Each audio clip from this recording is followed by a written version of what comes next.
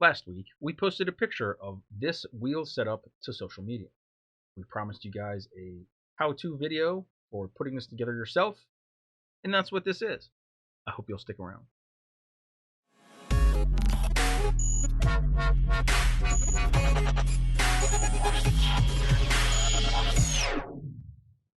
So the basics of what you are going to need to get this done. Any of our standard beadlock wheels. Now, I have this one outfitted with a scale hub and hardware. You don't have to do that, but the important part is that it's one of our double external beadlock wheels. I don't recommend trying this with one of our internal beadlock wheels, like this one, because as the ring sits on this face, I think you're going to have some unnecessary gap in there. I haven't tried it. I tried it at home. I don't think it'll work. So, one of our standard wheels. This can be 1/9 or 2/2. One of our standard beadlock rings. I have pre-filled this agile ring with some M2x7 screws. Remember, our normal wheel setup would be the agile ring clamping the tire like so. These 6 screws would hold the ring to the wheel. But we're introducing a wheel widener, right? We're also introducing a second beadlock ring. Now, in this case, this is one of our new stator rings. Hopefully, this will be released by the time this video comes out.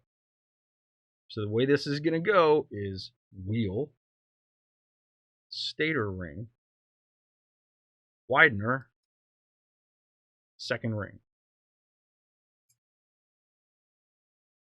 That's pretty much it. Now, in the photo, I had some of our M2x6 acorns backed with some M2 precision washers to give it that Mad Max look.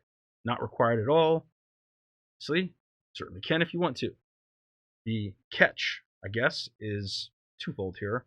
One, instead of using M2x14 screws to pass through the ring and the widener to connect it to the wheel, I'm using M2x17. And that's just to make up for the extra thickness of this added ring.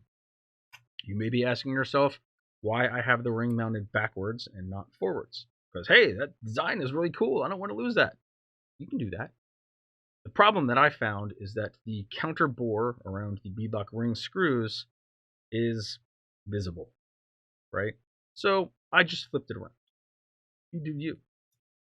The second thing, and this is going to be a service that we offer, is that with this ring and a standard widener, there is a gap that you guys can see between this stator ring and the wheel widener.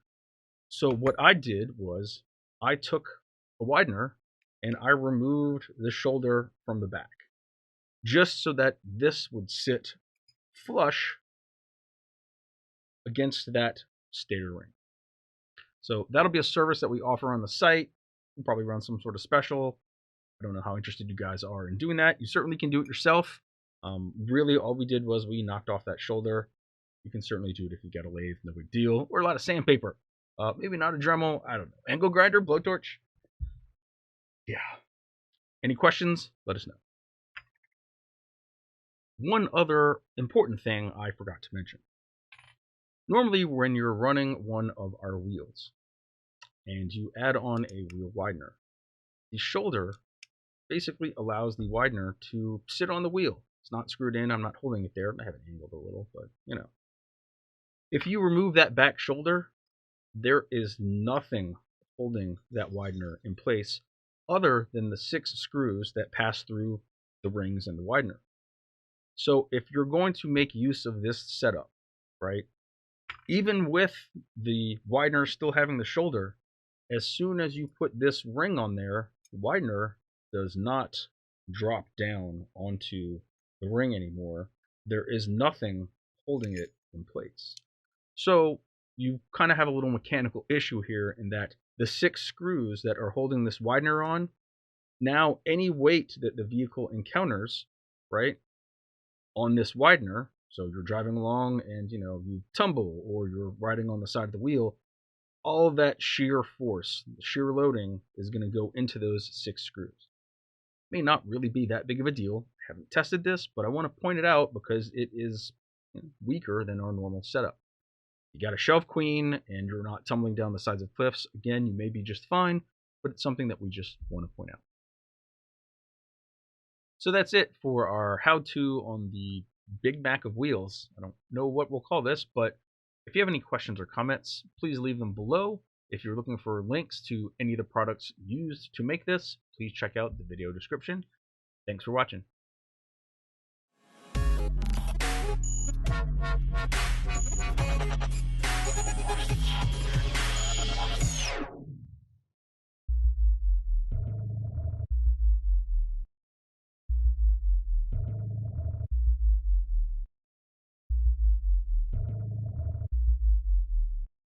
If you liked this video, please consider subscribing.